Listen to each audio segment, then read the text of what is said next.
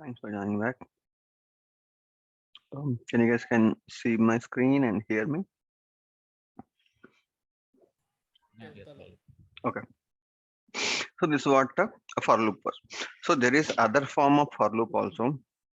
So here what we'll do was here we have a number and directly based on this number, this is a fixed kind of a number of times that we're going to loop here. Then we will use this kind of a for loop.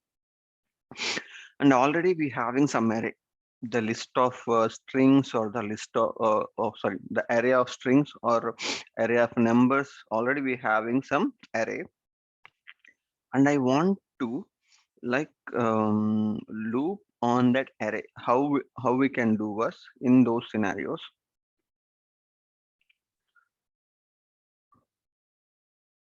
In those scenarios, how we will do was, let's say my array name was let's say I have a string array. So string array with I'm saying it is a student names. Hope you guys can see, or like just I will zoom a bit.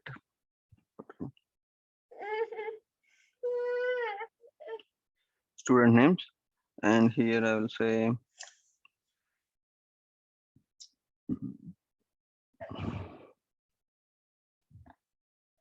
I have an array and I have some values over here. Like somehow I have some 100 or 200. I don't know like what is size of this array. Then what I'm going to do was I will uh, I will I will initialize. So any of the any any of the array is good. So you guys can hear me. Sorry. Yes, Palak. Yeah. When I'm any of the array you take, the index will start from a zero value and till if its size is 10, if it's having 10 values, it start from zero until it will go to the 9. That's what the indexing will work. So what we'll do was there are two ways. So we'll try to increment the index and then access the values. So how, let's say this I we are going to initialize as a zero, and instead of this fixed value, what we'll do was we will calculate the size of that array, what we are having, and then till the size is the index is less than the size of this array. We will continue this for loop and we will increment this index by one value, so that we are going to execute everything from 0 to the last value. So here how I can access the so here we having like 10 values we're assuming. So how I can, so for each value I'm going to iterate, right? How I can access the first value, second value, or third value. How I can access was we can access by giving the index of this value. So index where we having in the I. In the first loop it's 0, and in the second loop it's going to be 1, and then third loop it's going to be a 2. So we use this I to indicate the index of this array.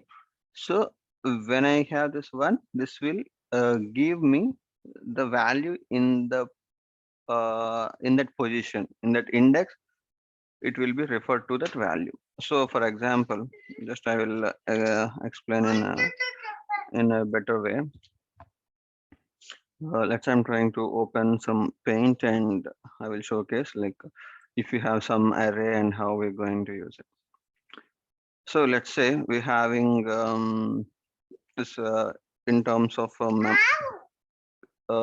memory location. If we look at, so here I'm having a array which will be allocated memory in a similar fashion.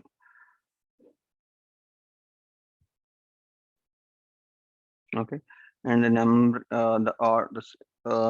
index will be in this array is 0 and followed by 1, and then 2, 3, 4.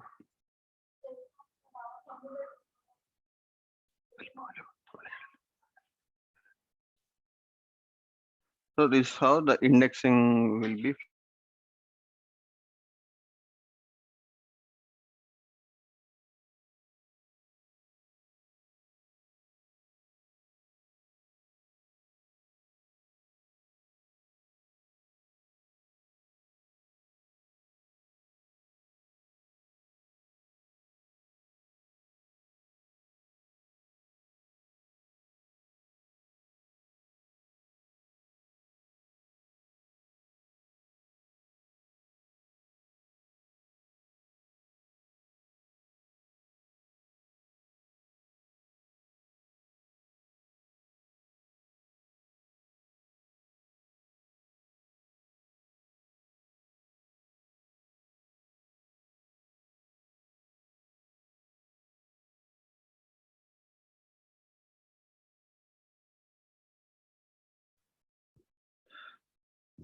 Yeah, okay.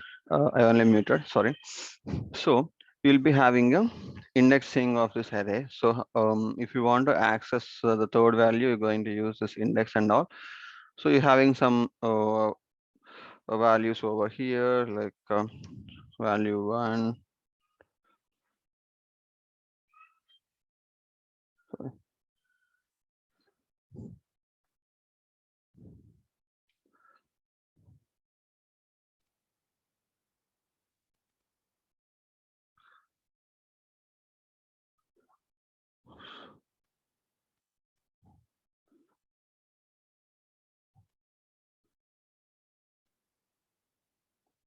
So you can, it will store the values like this, and it will be indexed in the similar fashion. So whenever we're trying to iterate over the arrays, we use, like, it could be any values. So when we're talking about array, the array indexing will be start from 0. It could be any data type. It could be a string, or it could be a decimal, it could be an integer, it could be a subject, or it could be a wrapper class. Whatever the data type it is, arrays will work in the same fashion when we considering the index. The value will be different, but it will be stored in the same way. So in the for loop, we can use this indexing to iterate over the loop, and we use this size to control till which place we're going to access the value. Okay. And then there's a different way of accessing the array values. I hope everyone can hear me. The different value was whatever the data type of this array, we will declare the same variable instead of integer and indexing it. We will take the same data type and initialize some value, which will be the local variable for this loop. It's going to be, and then colon, and the list of sorry, array of the data. So here what will happen, like how it will work is, so this is your array of your records, right? Or like array of your data. The same data type, you have to initialize one variable, and this loop variable is going to store the each value in the loop. Like first time when it's executing, it will pick up the value from the first index, and then once it is done with the loop, then it will be the second value. So once it is executed one line, then it will look for the second value, then it execute, and it will follow till it is having values in the array. This is how we can use, like it could be a string if it is like this, or like if you having like um, integer array on um, subject marks you have, and integer like this. And then so here the data type was integer, right? So you're going to give this as a integer, and you will say subject mark, and we will use this array over here after the colon. So in this for loop, it will be take from each value in the array. That's how, like, it could be any data type. The same data type of array, we're going to declare one value as a loop variable. In this loop variable, we hang the list and we'll iterate over that loop. And again, whatever the changes that you make to this value, that will again be reflect in this array also. Let's say in this student names or student marks, I want to increment, or like just like bonus point. Just what you can do for each subject marks, I want to add 2 marks for all subject marks. So you can just make this, and when you look at this array at the end, so what you're doing in this local variable only you change, but this will reflect in the in your list also. So you don't need to again add it to the list. So it's already list the same value only. We are making this changes. Okay, so it will reflect in the list itself. Okay, any questions so far here? Oh, can go through the second for loop again? It was kind of confusing. This one, Yeah, this yeah. one, and this one. Yeah. The syntax was, let's say, here what we are trying to do. Here we are trying to access the values by using the index of the values in the array, right? So here, when you follow this type of a syntax or format, instead of having index and all, if you have the syntax like this, like what we'll do, whatever the data type of this array, we'll declare that data type one value, like a string equal to students, like a single value, right? We are declaring a single value, and colon after colon we give the array. So what it will do was, it will copy the each value from the array into this local variable, and it will available for this loop, so that when the first time it executing the for loop, it will be the first value in this array. And once it is done and it will come back, it will go to the next value. So you don't need to do any increment or any condition, you don't need to do anything. So in this type of syntax, it will take care of everything, incrementing the syntax and everything it will take inside. Just what it will do was, every loop for each value, it will iterate one time. For each value, it will execute one time the for loop. But all you need to do was, this data type, the whatever the variable that you are going to use, it is going to be the same data type of your array. So if it is a string collection, that you're going to declare the string variable.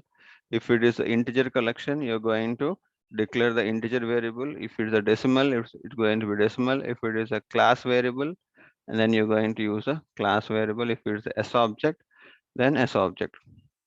Let's say some more example on the S object also will take. Let's say I have a list of accounts. I'm having a list of accounts. I want to iterate over that list. So how I can iterate? I'll do a for loop. So in the for loop, so what I have to do? So I want to iterate over this account list. So what is the data type of this array? This data type of array is account. So I have to declare one variable which is account. So what in the for loop, how it will work? So each value in the array will be copied to this A. So whatever the operations I want to do, I will do it on a dot industry is going to be, I want to change it to a some kind of value called banking. I want to copy. So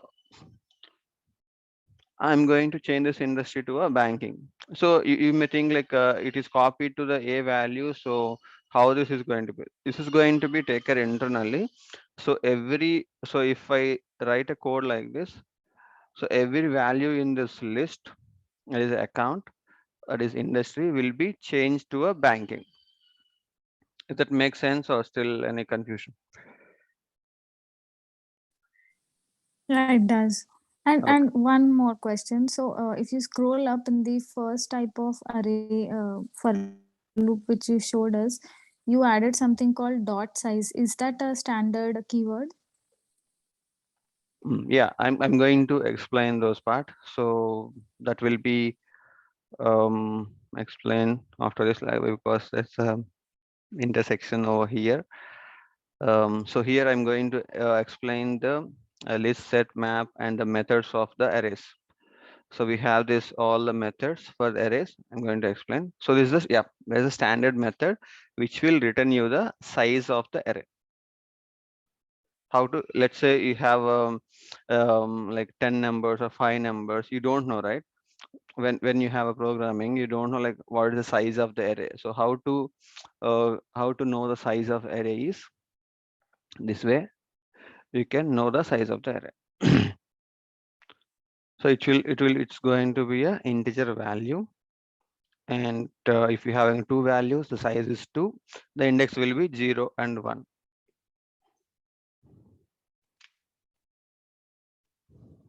That answers your question. Yeah.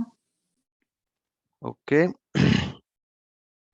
Now, so we have seen, right, what are the different forms of like using a for loop. Similarly, we can have a while loop.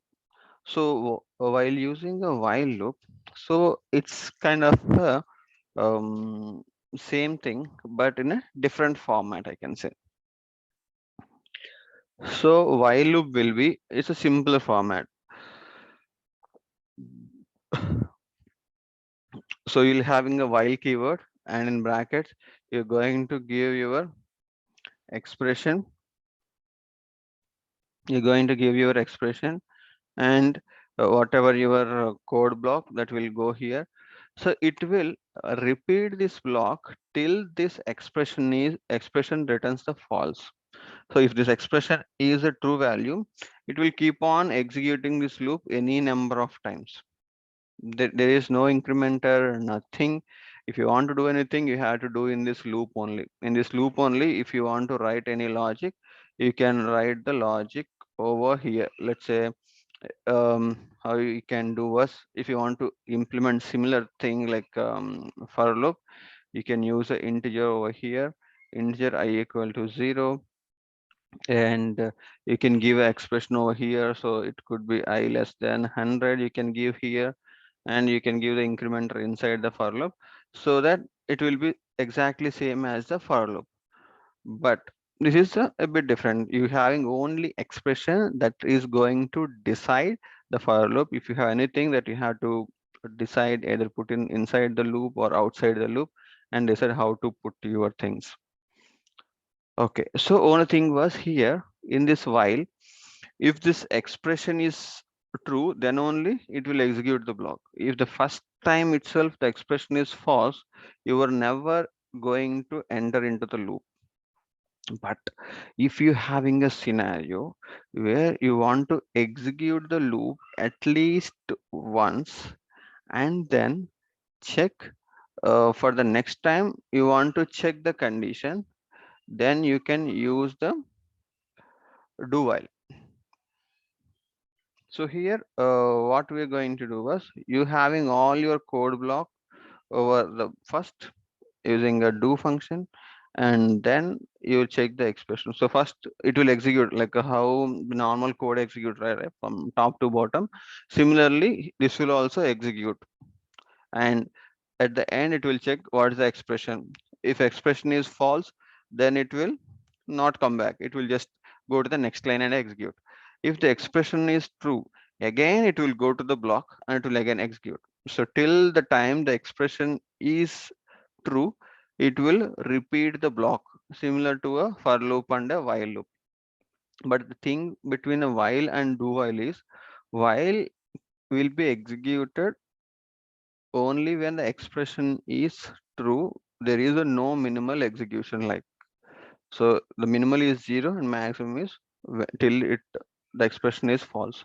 But do while is the minimum, or like how many times the execute the do block is once, at least once. Even though you do like whatever expression you give, but the code will be executed once, then it will check the expression and it will repeat. So the difference between do and while is like that. So we have all this loop function like this. So similar logic also you can implement over here, but we don't have option to like this when the arrays and array parameters, if you want to use that, we don't have option in the while. So we have to use this indexing methodology only when you're having arrays to loop. So when you're having not arrays and you have some logic that you want to write at least once, you do go for a do while, and you have some number of logical number of times you want to repeat, then you can use for a while or do while or a for loops. I think so same.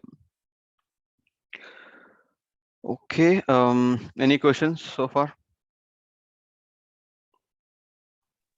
Yeah, Balu. Yep. In for loop, what is it regarding subject marks? This program to In for loop, for integer submark colon subject marks. okay. In this loop, have shown the logic every time for every expression it going into and that implemented marks will be reflected in subject marks, Right, right? right. In the same way, also student above the Yeah, it student will same like so this is the, okay, given an example. So same way, like whatever your loop variable you are making the changes, that will be reflected in your list.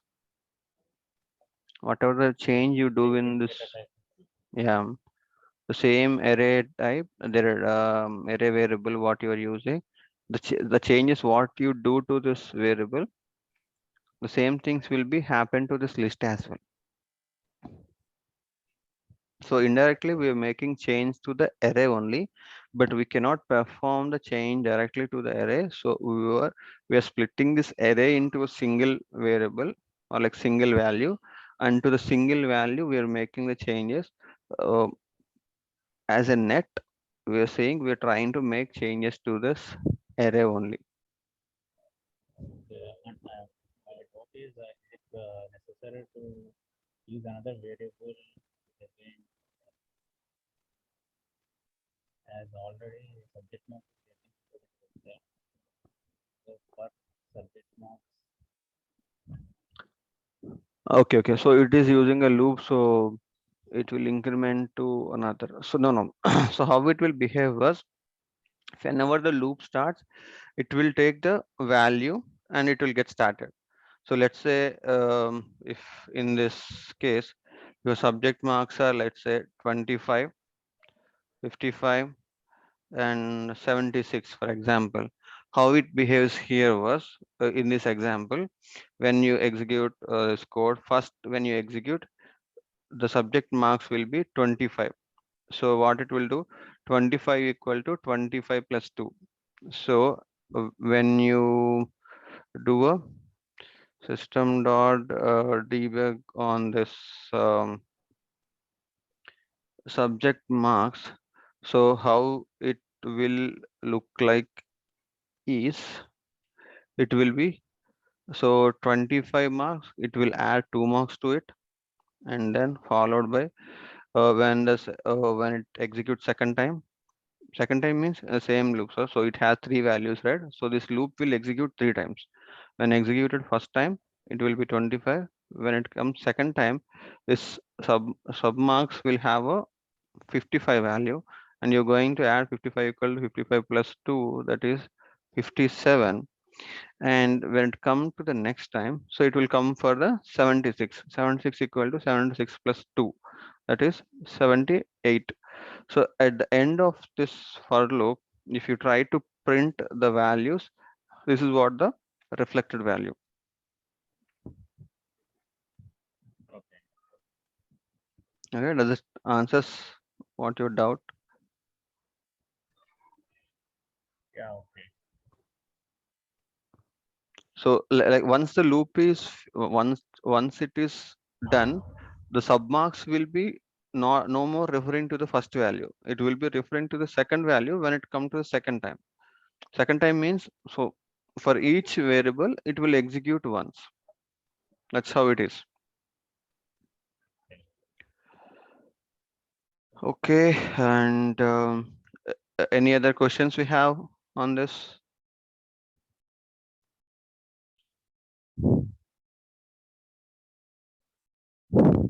We'll jump on to the one example over here called a page block in the VF page, and then we'll follow with the collections. Okay, I don't take much time. The collections will cover tomorrow. I will explain only the page block for today, and we'll close for the day. Okay, so file new. I'm going to take a new Apex class. Page block table example. I'm going to demonstrate now. So here, I want to display some table in my VF page. So table, how we have a table? Table is nothing but again array, right? Array of things. So how we can display the array in a tabular format in my Visualforce page? That was the question over here. So we can use the standard tag called a page block table to do this. So here a public, I'm going to use the SObject type as a account, and I'm going to use this account type, and I want to use this as sorry, I want to use this to display the tabular information. Sorry. So I'm going to have this. I have not given, so account array, page block table, the constructor I'm going to write. So what I'm trying to write was, so I don't have covered some of them, so that's hard to explain, but try to understand. So I'm taking each value and trying to have some values over here. So I'm going to give the values in this was name is account Swiftech info and industry equal to, let's say, I'm keeping this IT. Similarly, I'm going to have 3 more accounts. Okay, A2, A3, A4, and I'm going to have some other companies over here. Wipro, Techcam, HDFC, Industries, banking.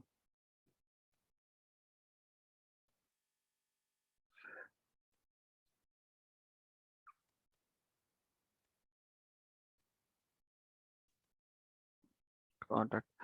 So I have taken some examples. So this is the account record. We have a standard object called account, right? I'm taking that as object data type, and I'm having an array. In this array, I want to put some values. So I'm taking each account, and in each account, I'm trying to put this fields. I have a name standard field, industry standard field. I'm going to assign some values to it, and I want to assign these values to this array. So this array, new account array, I'm going to keep all this value, that is a1 comma a2 comma a3 comma a4 comma a5. So I'm having all these values. So I was assigning this constructor. Now I'm going to create one Visualforce page. So in the Visualforce page, I'm trying to display all this accounts. So first thing I want to do is controller, I have to mention. So controller is the page block table. Page block table is Apex class. I want to mean here. So here, what should be my first tag over here? Apex form. So I would encourage like if you can chorus me so that you will understand, or at least if you are mute, that's fine. If you can, let's see whether you are able to follow it or not. First tag should be Apex form, and then the next step is going to be a page, sorry, Apex page block.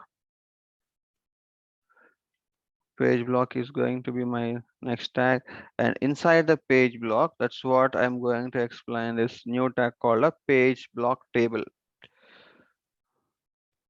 Page block table. So in this page block table, we have value. So this value is going to be whatever is our array. We will mention that array in this value. And so in this, when we are putting in the loop, so page block table is kind of the visualized for loop, or a visualize some kind of a loop where we'll give that array, and inside the array we're going to access the each value.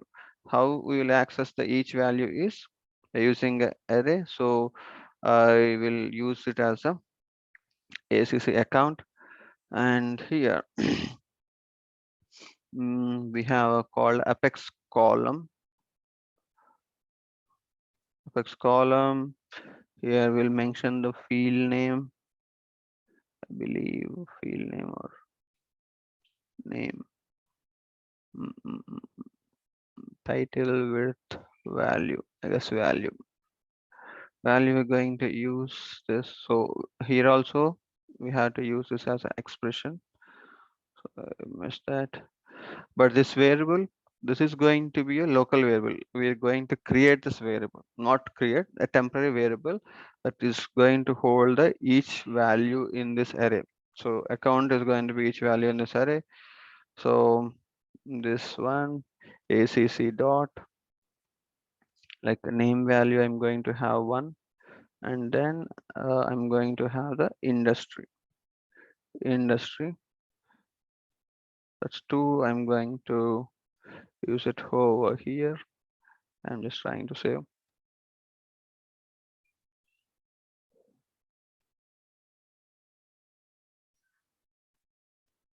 Page block.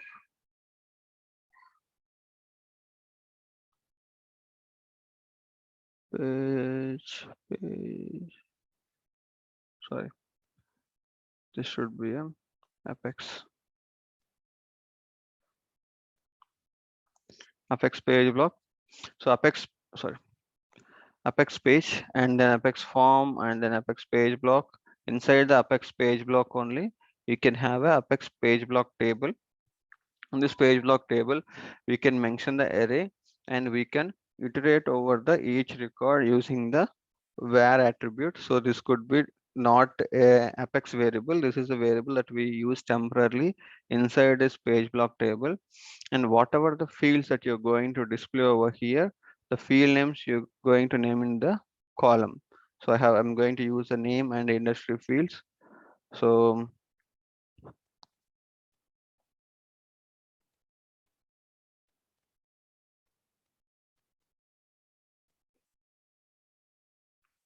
see here. So I was able to see in the tabular format, account name, industry in a tabular format. So I've explained in more detail tomorrow about the page block table, or like in the later one, and just I want to explain some new tags to you. So today new tags is going to be Apex page block table, and inside the Apex page block table we going to use the Apex column. So the columns would be the field names in your data type, the subject data type. So it's account. So the standard fields are name and industry we're going to use. Similarly, if you have any custom object also, the field names is going to be your columns in your Apex page block table. Okay, so this is how it looks, and tomorrow we'll continue with the collections. Um, Before we're closing, please let me know if you have any questions. Bala, can you go back to the classes really quick? Apex class. The class which you created, Okay. the controller actually, not the VFM. Yeah. So the inside this constructor, you are giving these values manually, right? Right. In the array. So what if we want to make it dynamic? Will that cover it later? Yeah. So we need to know how to write the queries, and then once we write the Mm. query, how to fetch the fields, and so that we not covered it. So I have used a different approach here. So we are not Mm. using to fetch from the database. So these are all our page data only, like temporary data. This is not the data in account. So if I do Mm. insert, then Okay. only it's going to be database, then that will Mhm. cover. So here in line 7 to 11, what you're doing is creating Yeah. a variable, initializing it, and giving the value there itself. Right. So one question. So here the variables are A1, but you have defined like two values, which is name and industry. So we can define how many ever values we want like that to one single variable. Yeah. So this variable is what is the data type of this variable? Data type of this variable Account. is a account. So account is a data type. So this data type will have like what is this data type is a S object. So what is this S object is having? Mm. This having like n number of fields, right? If it is having a 10 fields, Mm. the 10 fields that you can going to use over here. So this is a standard way of Mhm. Salesforce itself. It will give a constructor. So it's nothing but a constructor of the account. The constructor of a standard S object type or like any custom S object type also, the constructor by default will be having like any number of parameters that you're going to have. Let's say if you write a Apex class, for that the by default constructor will be a empty one. So if you want to pass any parameters to it, you have to pass the values and the constructor will be there. But while using S objects, then if you have 100 fields, you can pass 100 values to it. Only if the field is there, if the name field is in this account object, then only you can use. If I gave like, let's say I use a city, if city field is there in the account, then only it's valid. If city is not there, then it's going to be illegal. Illegal means the coding. Mm. It's not going to Mhm. allow you to save. Only if there is a field is there, then only you are allowed to give the values to it. And again, you have to match the data type. It's the text or string data type that you are allowed to do it. Let's say if you're having some number or a date or a boolean or a checkbox or a time field, any of those fields if you're having, and if you're trying to give a different value to it, it's not going to be allowed in this constructor. You have to use the existing fields only, and you have to assign the values which is matching the data type only allowed here in this type of fashion, like anywhere, but in these fields are allowed is only the fields that are defined in this as object only Mhm. allowed. Mhm. Thank you. Yeah. Any other questions we have?